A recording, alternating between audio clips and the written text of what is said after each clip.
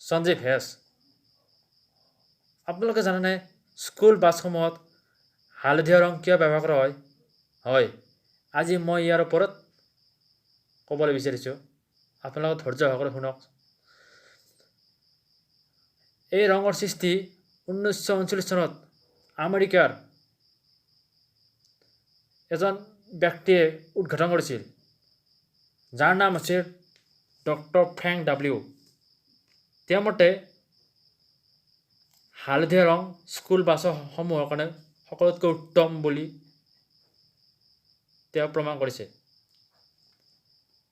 ৰঙা ৰঙতকৈ হালধীয়া ৰঙৰ উজ্জ্বলতা অধিক বেছি বুলি বৈজ্ঞানিকসকলে প্ৰমাণ কৰি পাইছে। সেয়েহে পিছলৈ স্কুল বাছসমূহত হালধীয়া ৰং দিয়াৰ সিদ্ধান্ত গ্ৰহণ কৰে। আজিলৈ ইমানে, ধন্যবাদ। পিছলৈ আকৌ আহিম।